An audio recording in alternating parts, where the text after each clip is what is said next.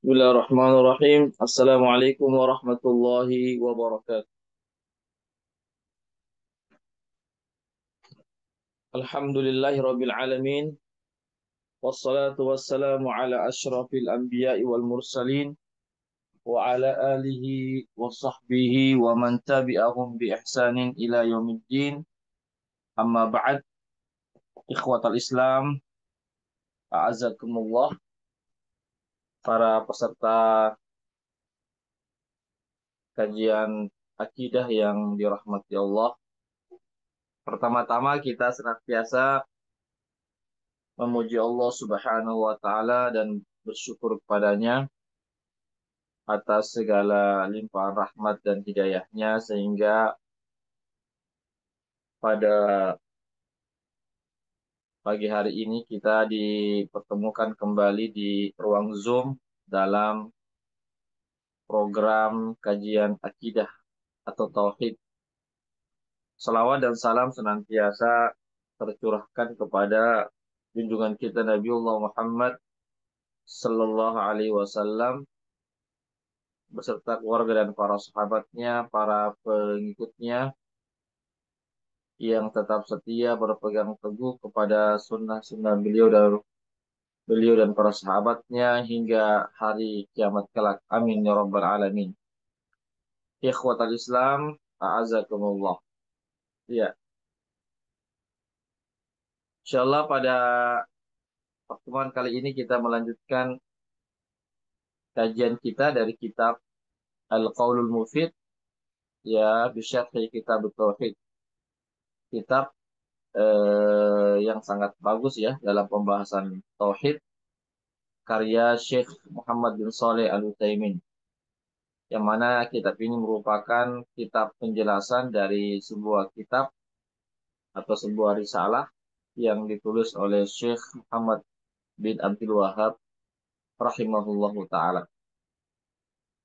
Baiklah, sekarang kita sampai pada pembahasan ya tentang ya apa namanya, yaitu bab tentang masalah ruqyah dan jimat-jimat, ya tentang masalah ruqyah dan jimat-jimat. Babun ma jaa fir ruqa wat tamaim. Ya, bab tentang pembahasan ruqyah dan jimat-jimat. Ya, di sini Syekh Muhammad bin Abdul Wahab mengangkat satu hadis, ya, disebutkan di sini dalam hadis yang sahih. Fi sahihi an Abi Bashirin Al-Ansari radhiyallahu anhu annahu kana ma'a Rasulillah sallallahu alaihi wasallam fi ba'di asfarihi fa arsala rasulan alla yabqayanna fi raqabati ba'irin ya khiladatun min watarin au khiladatun illa qutiat. Ya, ini hadis riwayat Bukhari dan Muslim dan yang selainnya. Intinya ini adalah hadis yang sahih, yaitu yang diriwayatkan atau yang disampaikan oleh Abu Bashir Al-Ansari, ya, sahabat Rasulullah Sallallahu Alaihi Wasallam, semoga Allah meridhai beliau, bahwasanya beliau pernah, ya, bahwasanya beliau pernah bersama Rasulullah Sallallahu Alaihi Wasallam pada ketika melakukan satu perjalanan atau ketika melakukan safar. Lalu Nabi mengutus ya seseorang utusan, ya, seraya beliau menyampaikan kepada utusan itu, ya, janganlah ada tersisa di leher dari unta berupa kalung, ya, berupa kalung dengan keyakinan dapat terhindar daripada penyakit ain, ya, atau ya sebuah kalung ya, melainkan qutiat, maka hendaklah diputuskan kalung tersebut. Ya, jadi intinya bahwasanya Nabi menyuruh seorang sahabat tersebut untuk memutuskan ya kalung-kalung yang mana kalung itu dipasang di leher unta untuk terhindar dari gangguan penyakit ain ya atau yang semisalnya. Ya, maka Nabi perintahkan untuk diputuskan kalung tersebut. Ya, ikhwatal Islam, azakumullah. Ya, itu menunjukkan bahwasanya memasang kalung ya di leher hewan, apakah unta atau sapi atau binatang ternak yang lainnya, ya tujuannya untuk terhindar dari terkena dari untuk menghindari dari penyakit ain, ya penyakit ain yang sudah saya jelaskan sebelumnya ya, itu bisa saja seseorang, bukan saja seseorang ya, hewan pun bisa terkena, bahkan barang-barang pun bisa terkena itu ain karena faktor ada orang yang hasad, ya maka dengan pandangan matanya itu bisa, ya maka dikatakan penyakit ain karena itu berasal dari mata, atau karena pujian yang berlebih-lebihan sehingga tidak memuji Allah, ya tidak mendoakan keberkahan atas apa yang dipuji, ini bisa kena ain. Ya, jadi ain ini bisa kena kepada eh, hewan juga. Ya, bukan cuma kepada manusia, kepada hewan juga bisa kena ain. Ya, ikhwatal Islam azakumullah. Ya, ikhwatal Islam azakumullah. Ya, namun eh, memakai kalung ini tidak ada dasarnya. Ya, karena Nabi perintahkan untuk dilepaskan kalung itu untuk diputuskan. Berarti ini adalah pemahaman-pemahaman jahiliyah, orang-orang Arab jahiliyah, orang-orang musyrik terdahulu ya. Mereka memasang daripada kalung-kalung di leher-leher dari binatang ternak mereka seperti unta, tujuan terhindar dari penyakit ain. Ini adalah keyakinan-keyakinan yang tidak dibenarkan dalam Islam. Ya, tidak dibenarkan dalam Islam. Ya, kenapa demikian? Karena dia menggantungkan sesuatu, ya seseorang menggantungkan sesuatu, ya yang mana sesuatu itu bukan sebab yang dibenarkan dalam syariat, bukan sebab yang ada tuntunannya dalam syariat. Begitu juga bukan sebab yang bisa diterima secara akal sehat. Ya, maka ya sebagaimana yang sudah kita sampaikan sebelumnya pada bab sebelumnya, maka barang siapa yang menggantungkan sesuatu ya terhadap sebab yang mana sebab itu tidak ada tuntunannya dari Al-Qur'an Sunnah, dan juga bukan sebab yang bisa diterima secara akal sehat, secara apa namanya, secara ilmiah, ya, maka itu masuk dalam bentuk kesyirikan, ya, masuk dalam bentuk kesyirikan, ya, ikhwata Islam azakumullah. Kenapa?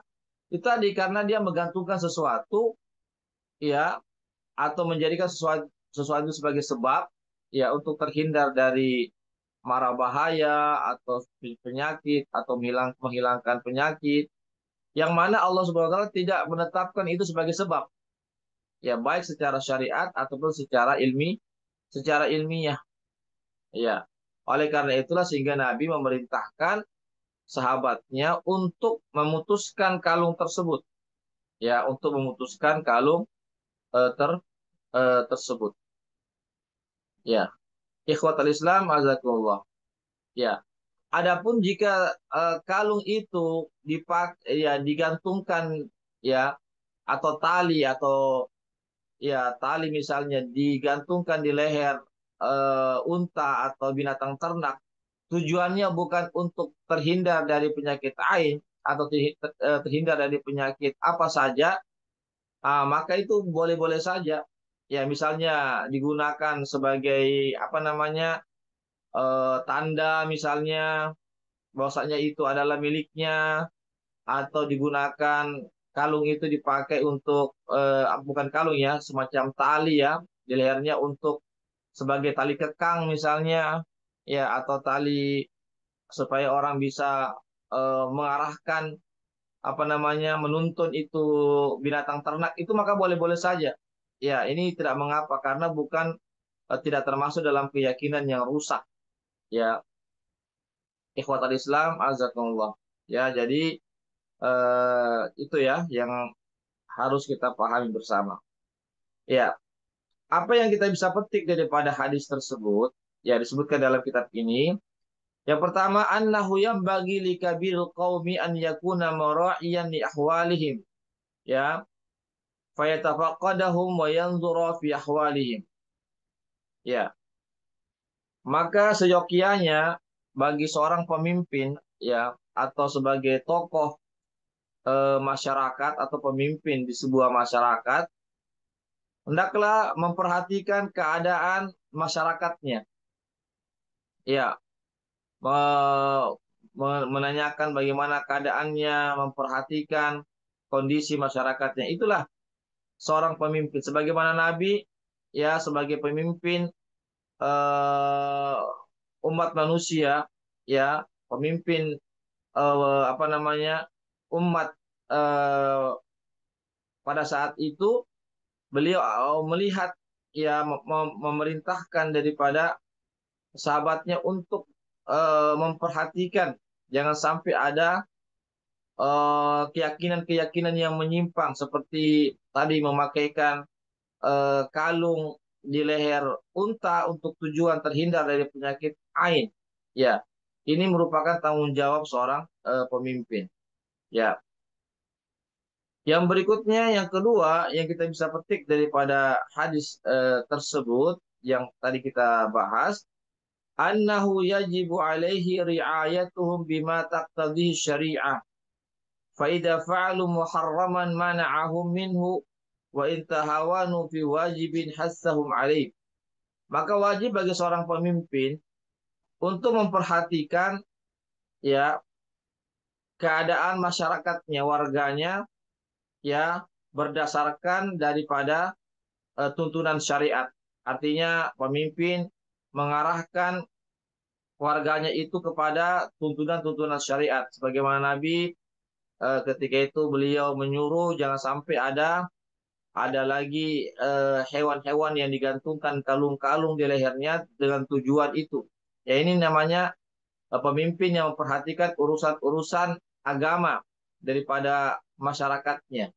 Ya, maka apabila ada masyarakat itu atau warga itu melakukan satu perbuatan yang diharamkan, maka pemimpin wajib untuk mencegahnya, untuk melarang perbuatan yang diharamkan itu. Apalagi pada perkara-perkara yang masuk dalam ranah kesyirikan, harus segera dicegah.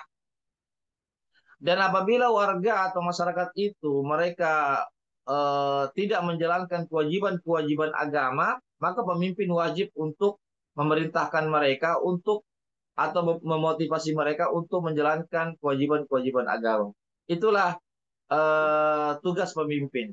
Ya, jadi tugas pemimpin memperhatikan warganya, ya jangan sampai ada warganya berbuat yang diharamkan. Kalau ada yang terjadi maka segera dicegah secepat mungkin. Dan apabila ada warganya yang malas-malasan melaksanakan kewajiban-kewajiban agama, maka pemimpin segera untuk menyuruh mereka atau memberikan motivasi kepada mereka untuk menjalankan perintah-perintah agama. Kemudian yang kita bisa petik juga daripada hadis tersebut adalah annahu la yajuzu an ta'allaqa fi anaqil ibil asya'a. Ya, an tu'allaqa fi anaqil ibil asya'u, ya,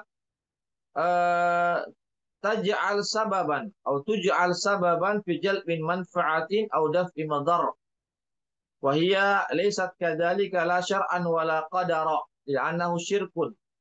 Ya, jadi tidak dibenarkan ya digantungkan sesuatu pada leher-leher unta ya atau hewan-hewan ternak yang lainnya ya atau hewan-hewan yang lainnya yang mana sesuatu itu dijadikan sebagai sebab untuk mendapatkan satu manfaat atau mencegah satu kemudaratan. Padahal sesuatu yang digantungkan itu tidak ada tuntunannya secara syariat dan juga secara ilmiah. Ya, maka ya ini dikatakan adalah kesyirikan. Ya, ikhwatal Islam azakumullah. Ya, jadi sekali lagi ya di antara bentuk kesyirikan apabila kita menggantungkan sesuatu di hewan-hewan kita ya yang mana kita yakini bahwasanya sesuatu itu yang kita kalungkan di hewan-hewan kita itu dapat mendatangkan manfaat atau mencegah daripada kemudaratan, maka ini dan tidak ada tuntunannya tentu ya, tidak ada tuntunan dari Al-Quran Sunnah, begitu juga tidak bisa dibuktikan secara ilmiah bahwasanya itu bisa memberikan kebaikan dan bisa mencegah daripada kemudaratan, maka ini masuk dalam perkara kesyirikan. Ya, ikhwatal Islam azakullah. Ya, jadi dalam hadis itu disebutkan adalah eh, kalung yang dikalungkan di leher unta. Ya, saya mengatakan ini bersifat umum. Artinya bukan cuma dikalungkan di leher unta, tetapi juga bisa dipakai di kakinya unta atau di tangannya unta misalnya, atau di hewan-hewan yang lainnya. Ya, jadi yang menjadi fokus kita adalah apa saja yang dikalungkan. Apakah dikalungkan di badannya, di lehernya kah? Apakah dikalungkan itu kalung itu atau ikatan itu atau tali atau yang semisalnya itu di kakinya misalnya di hewan apa saja ya unta kah atau bukan unta dengan tujuan tadi itu dapat mendapatkan kemanfaatan ya dan bisa mencegah daripada kemudaratan, maka ini diharamkan masuk dalam perkara kesyirikan. Ikhwatal Islam azakullah. Yang keempat yang kita bisa petik daripada hadis tersebut adalah annahu yajibu ala man yastati'u taghyira al-munkar bil yad an yughayyirahu biyadihi. Bahwasanya berkewajiban bagi siapa saja yang mampu mengubah kemungkaran, mencegah kemungkaran dengan tangan, maka hendaklah dia mencegahnya dengan tangannya. Ya, jadi tentu para pemimpin yang memiliki otoritas kekuasaan pasti punya kemampuan untuk mencegah kemungkaran dengan kekuasaannya, dengan tangannya, dengan kekuatannya. Maka wajib untuk mencegah kemungkaran dengan kekuasaannya, dengan kekuatannya, dengan tangannya. Ya, karena pemimpin. Ya, jangan sampai pemimpin memperbolehkan atau membiarkan kemungkaran terjadi di mana-mana. Ini adalah musibah. Ya, tatkala ada pemimpin yang membiarkan warganya, masyarakatnya melakukan kemungkaran, apalagi yang terang-terangan, maka ini adalah musibah yang sangat besar yang harus segera ya ditinggalkan. Artinya harus seorang pemimpin wajib untuk mencegah warganya, masyarakatnya tatkala berbuat kemungkaran. Sebagaimana Nabi yang melakukan pencegahan kemungkaran dengan mengutus seorang sahabat untuk memeriksa jangan sampai ada unta-unta yang dikalungkan di lehernya sesuatu kalung atau tali atau yang semacamnya dengan tujuan untuk terhindar dari musibah atau dari penyakit. Ikhwatal Islam, azakumullah. Ya, jadi selesai ya. Satu hadis sudah selesai. Kita pindah ke hadis yang kedua. Ya, An Ibnu Mas'udin radhiyallahu anhu qala sami'tu Rasulullah sallallahu alaihi wasallam yaqul innar ruqa wat tamaim wat tiwalah syirkun rawahu Ahmad wa Abu Daud. Ya, di sini dikatakan ikhwatul Islam azakumullah, ya,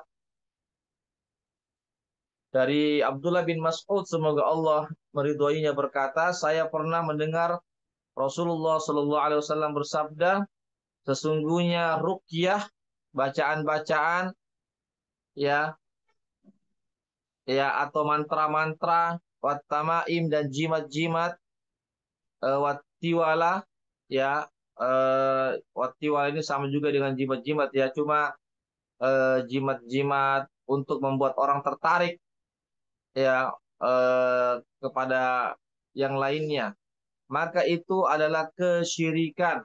Ya, jadi mantra-mantra, kemudian jimat-jimat, dan sesuatu yang digantungkan oleh suami atau istri agar mereka saling cinta mencintai, ya, ada sesuatu yang mereka gantungkan, maka itu adalah kesyirikan, bentuk kesyirikan, perbuatan kesyirikan.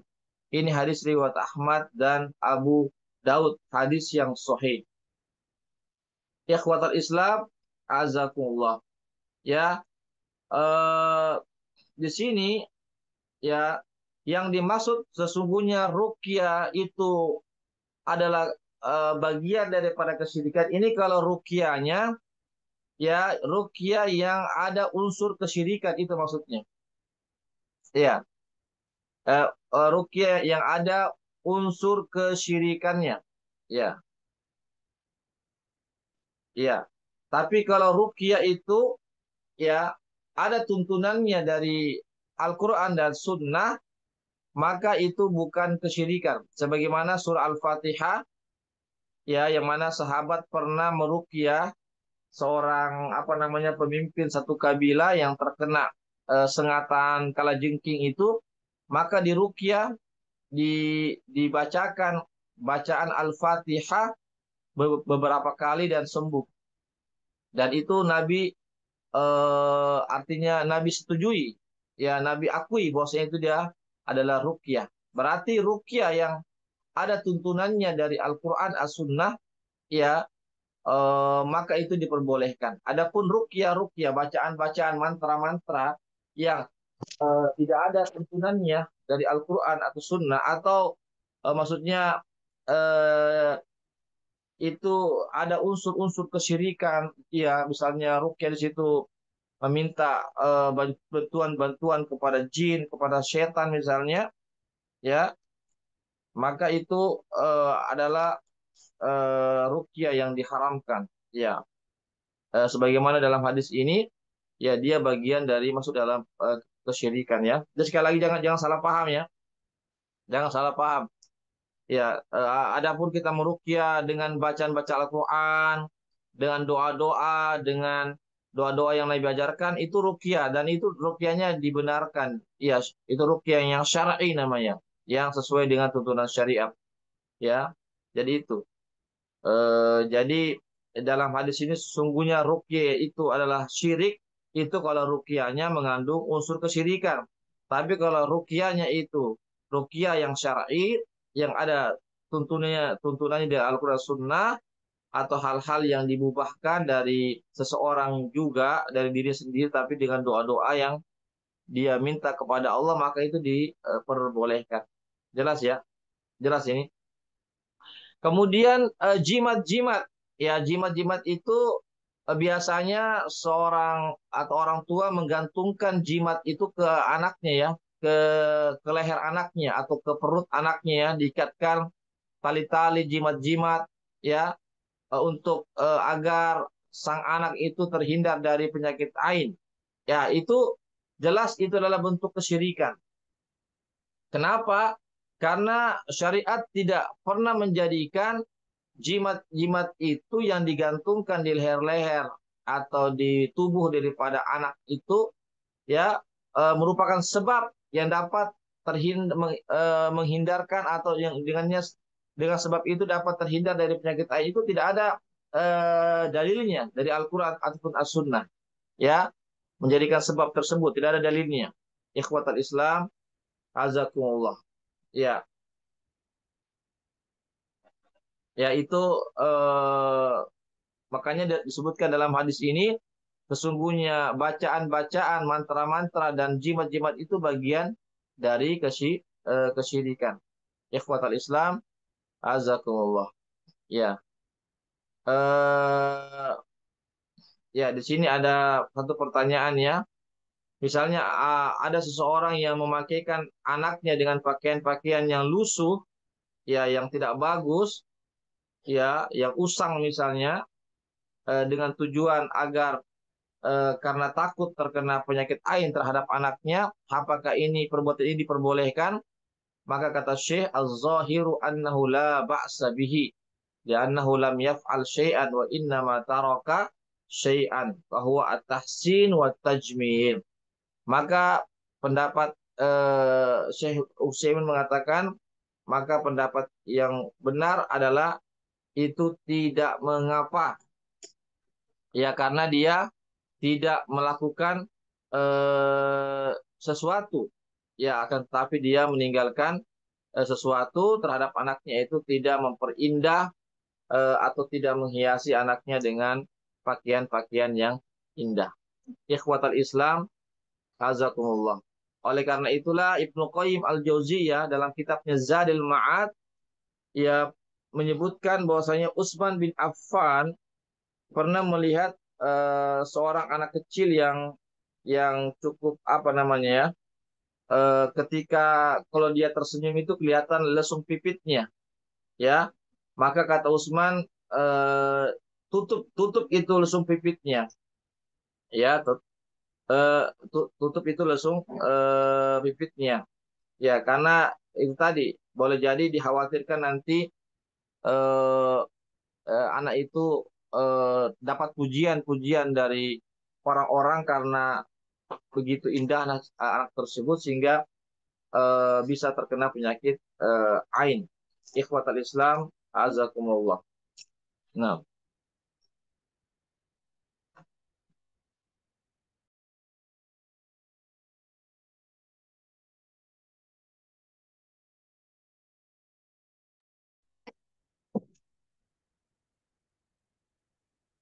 baik kita lanjutkan. Ya, ya. Adapun lembaran-lembaran Al-Quran yang dikumpulkan lalu disimpan di sebuah kertas misalnya atau kain ya atau kulit-kulit kering lalu dipakaikan ke anak kecil di tangannya atau diikatkan di lehernya ya dikalungkan di lehernya ini ya artinya bacaan-bacaan artinya lembaran-lembaran Al-Qur'an ya lembaran-lembaran mushaf Al-Qur'an itu yang dikumpul-kumpul lalu dimasukkan di sebuah kain lalu dipakaikan di tangan atau di leher yang digantungkan di tangan atau di leher anak kecil ya kepada anak kecil ya maka ini kata Syekh Utsaimin terjadi khilaf para ulama ya ya jika jimatnya itu dari Al-Qur'an ya dari tulisan-tulisan Al-Qur'an itu terjadi khilaf para ulama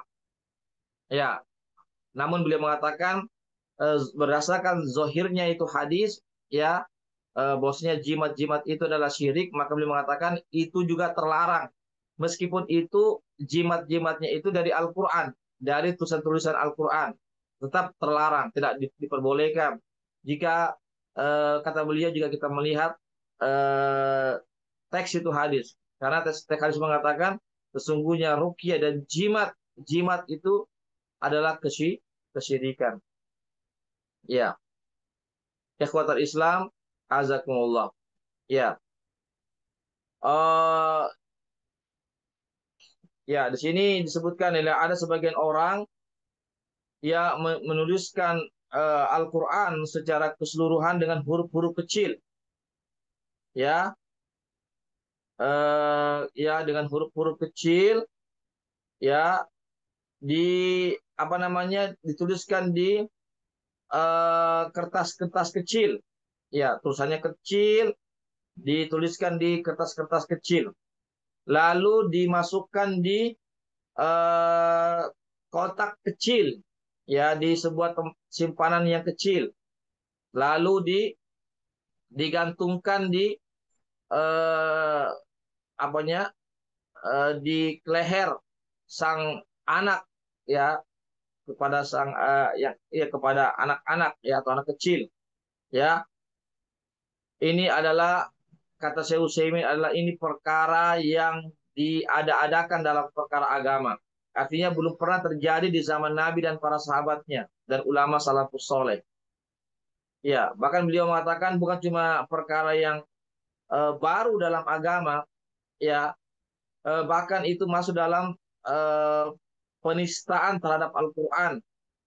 Bukan penistaan ya, penghinaan terhadap Al-Quran, merendahkan kedudukan Al-Quran. Kenapa? Karena anak kecil ini, ya namanya anak kecil, anak bayi atau anak balita, ya bisa jadi air liurnya itu ya mengenai atau ludahnya atau apanya mengenai daripada ayat-ayat Al-Quran itu yang digantungkan itu.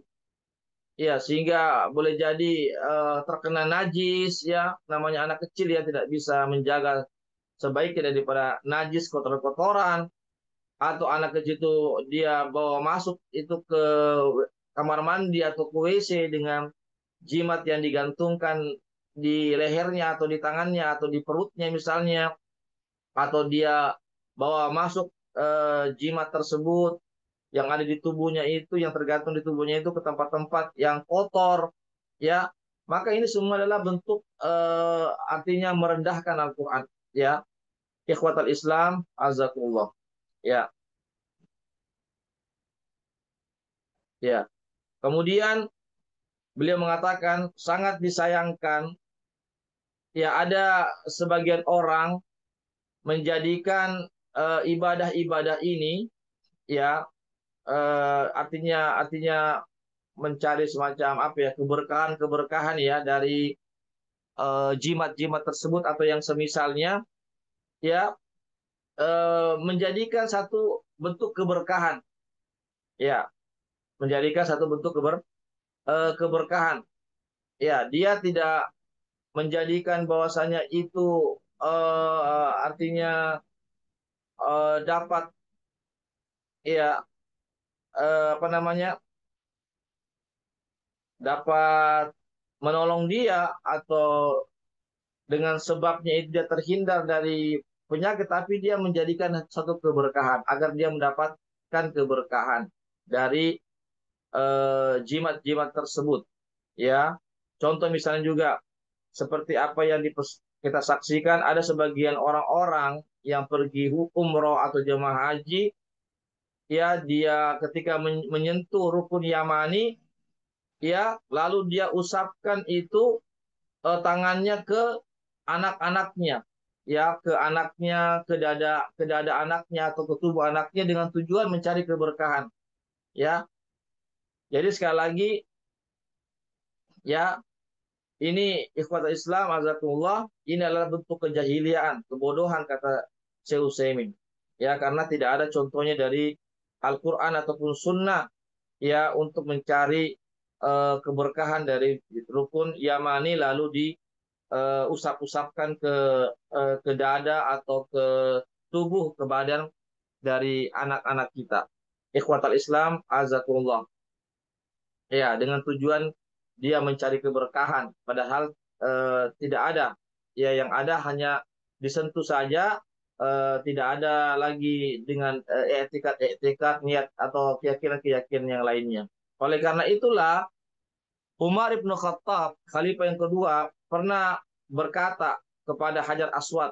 Ya, Hajar Aswad ya, kita tahu semua ya, Hajar Aswad yang ada di Ka'bah itu, beliau mengatakan kepada Hajar Aswad, ya, inni a'lamu annaka hajar la tadurru wa la tanfa walaula anni ra'aitu Rasulullah sallallahu alaihi wasallam yuqabbiluka ma qabbaltuka. Ya. Apa perkataan Umar terhadap Hajar Aswad? Sesungguhnya saya mengetahui bahwasanya engkau itu hanyalah sebuah batu yang tidak bisa memberikan mudarat dan juga tidak bisa memberikan manfaat. Ya, kalau bukan saya pernah melihat Nabi melihat kamu menciummu, maka saya tidak akan cium. Berarti tidak ada eh, artinya tidak ada keyakinan-keyakinan khusus terhadap Hajar Aswad itu dari kita. Yang ada kita cuma disunahkan untuk mencium, ya, atau menyentuh dengan tangan kita Hajar Aswad itu. Tidak ada keyakinan-keyakinan bahwasanya Hajar Aswad itu bisa memberikan manfaat, bisa menghindarkan daripada musibah, tidak ada. Ya, makanya kata Umar, seandainya saya, ya, kalau bukan karena saya pernah melihat Nabi menciummu, Hajar Aswad, maka saya tidak akan menciummu. Ya, artinya seandainya Nabi tidak mencium Hajar Aswad, maka Umar pun tidak mencium. Karena beliau tahu bahwasanya Hajar Aswad ini tidak bisa memberikan manfaat ataupun mudarat. Artinya tidak, seseorang tidak bisa mencari keberkahan di situ. Yang ada karena sekali lagi mencium Hajar Aswad itu adalah bagian ibadah. Ya, tidak ada keyakinan-keyakinan khusus, ya, seperti mencari keberkahan, apatah lagi kalau meyakini Hajar Aswad itu bisa memberikan manfaat ataupun mudarat. Itu sama sekali tidak ada tuntunannya dari Rasulullah Shallallahu Alaihi Wasallam. Kemudian yang terakhir daripada hadis ini, ya, sebelum kita tutup, sebelum kita buka sesi tanya jawab, kata Nabi, wati wala syirkun. Begitu juga dengan atiwalah. Atiwal itulah sesuatu yang suami gantungkan di lehernya agar istrinya suka kepada dia. Atau sebaliknya, menggantungkan sesuatu, ya, atau jimat-jimat juga, ya. Semacam jimat-jimat juga, istri gantungkan sesuatu di tubuhnya, ya, agar suami suka sama dia. Ya, sekali lagi, ini tidak ada tuntunannya dari Al-Quran ataupun Sunnah. Nabi tidak pernah mencontohkan, Al-Quran juga tidak pernah memerintahkan, tidak ada tuntunannya di Al-Quran dengan memasang jimat-jimat atau apa semacam apa agar suami istri saling cinta mencintai, tidak ada. Begitu juga tidak juga bisa dibuktikan secara ilmiah bahwasanya dengan menggantungkan sesuatu itu di leher istri atau suami itu dapat menyebabkan kecintaan di antara keduanya. Ikhwatal Islam, azakumullah, itu semua adalah bagian daripada kesirikan. Ya, itu semua adalah bagian daripada eh, kesirikan. Ikhwatal Islam, azakumullah. Ya, hanya saja apakah itu syirik besar atau syirik kecil, ya, itu tergantung keyakinannya.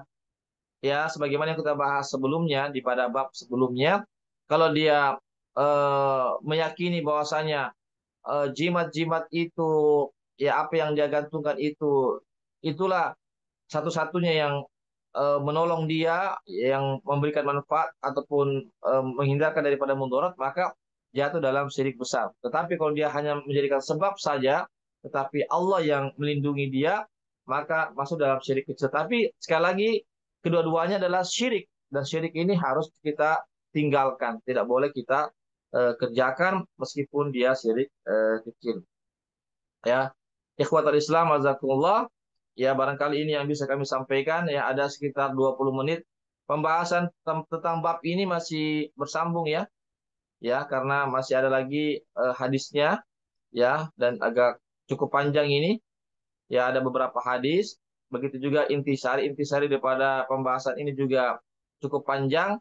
Maka insya Allah kita cukupkan dulu sampai di sini. Ya, ada sekitar 20 menit ke depan.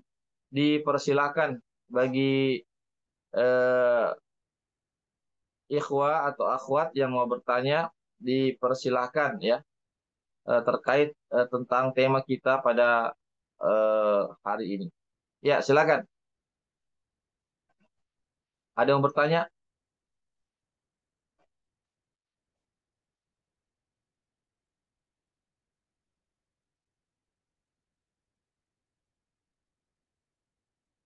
Ya, silakan. Ada yang bertanya?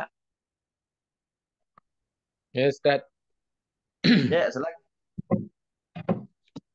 Ya, Assalamualaikum warahmatullahi wabarakatuh, Ustaz.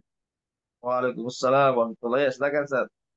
Ini Ustaz, terkait tentang tadi ruqyah itu, Ustaz, karena yang saya lihat itu terkadang ada orang yang meruqyah itu dia ruqyah Ustaz tetapi seak memang menggunakan eh, apa membaca ayat-ayat Al-Quran tapi seakan dia menggunakan seperti ada kayu khusus yang dia simpan setiap datang orang itu ada seperti dalam bentuk benda-benda yang lain seperti dengan tadi kayu apa digunakan itu khusus memang untuk dipakai untuk meruqyah itu Ustaz. Apakah itu Ustaz dimasukkan dalam kesyirikan karena seakan ada benda-benda lain yang digunakan untuk sebagai pengobatan tersebut Ustaz. Kan berbeda Ustaz kalau kita yang meruqyah biasa itu hanya membaca ayat kemudian kasih saja air minum sudah seperti itu saja Ustaz. Bagaimana Ustaz, Ustaz jika dibandingkan dengan yang tadi? Syukran Ustaz. Kuat. Ya, meruqyah dengan menyiapkan semacam kayu ya atau apa ya atau yang semisalnya. Ya, sekarang apa tujuan itu kayu dulu? Apa tujuan itu kayu? Dia siapkan itu. Ya, Imam Ahmad pernah meruqyah dengan memakai sandal. Dia ancam itu jin itu untuk keluar dengan memakai sandal. Ya, bahkan kalau tidak salah, apakah dia pukul itu ya. Kalau salah dia pukul orang yang diruqyah itu dengan sandal. Ya, artinya supaya jin itu keluar. Ya, kalau kalau memang begitu tujuannya, ya tidak mengapa. Ya, yang penting apa artinya? Yang penting ya karena kalau orang yang kerasukan jin itu, ketika dia dipukul dia tidak merasa itu, tidak merasa sakit. Justru jinnya yang kesakitan. Ya, karena kan kalau orang yang kesurupan itu kan jin yang menguasai ya. Ya, maka ketika dia dipukul ya, maka dia tidak merasakan sakit. Yang sakit jinnya itu, maka dia diancam untuk keluar. Ya, jadi tidak mengapa, tidak mengapa ya, eh, karena itu sebagai ancaman saja. Ya, karena terkadang itu kan jin tidak mau keluar kan, maka diancam dengan itu. Ya, begitu.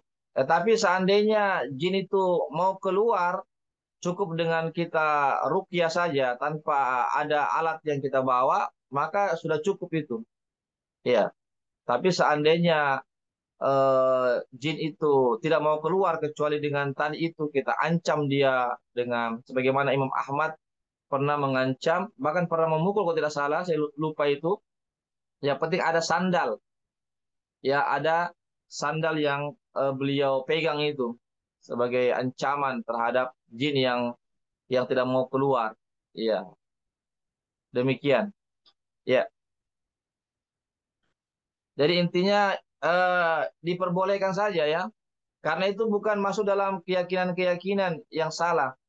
Itu keyakinan-keyakinan salah atau adanya unsur-unsur kesyirikan. Misalnya rukyahnya meminta bantuan kepada jin, ya di situ rukyah-rukyahnya ada kalimat-kalimat yang tidak jelas, ya atau mantra-mantra yang di situ meminta artinya penyembahan-penyembahan kepada jin, setan, itu yang masuk dalam kesyirikan. Adapun sandal yang dipegang Imam Ahmad atau semacam kayu-kayu kecil itu cuma sekedar wasilah saja. Ya, tidak ada kaitannya dengan keyakinan-keyakinan kesyirikan itu. Begitu. Demikian.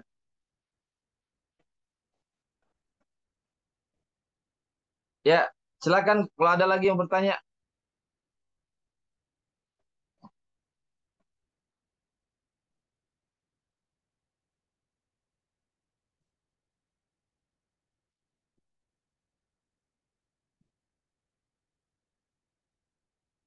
Baik, kalau tidak ada, kita cukupkan sampai di sini.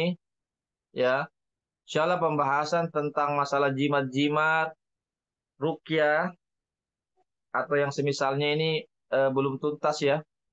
Masih bersambung cukup panjang ini. Ya, insya Allah kita akan lanjutkan di pekan depan. Insya Allah. Demikian apa yang bisa kami sampaikan. Ini ada rekamannya, insya Allah akan kami kirimkan rekamannya. Barakallahu fikum jami'an. Kami ucapkan jazakumullah khair kepada para peserta yang sudah menyempatkan waktunya untuk hadir. dalam kajian kita ini.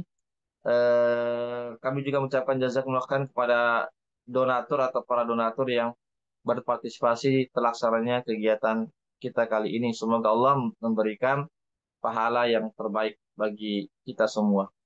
Baiklah, kami undur diri. Mohon maaf sekali lagi jika benarnya datangnya dari Allah saja, yang ada yang benar datangnya dari Allah saja, yang khilaf, yang salah, yang keliru dari saya atau kekurangan ilmu saya atau godaan syaitan yang terkutuk. Saya mohon ampun kepada Allah dan saya mohon maaf kepada para peserta kajian semuanya. Kami undur diri dengan membaca doa penutup majelis. Subhanakallahumma bihamdik, asyhadu an la ilaha illa anta, astaghfiruka wa atubu ilaik. Assalamualaikum warahmatullahi wabarakatuh. Waalaikumsalam warahmatullahi Waalaikumsalam warahmatullahi wabarakatuh. wabarakatuh. Ustaz. Assalamualaikum. Wafik barakallah.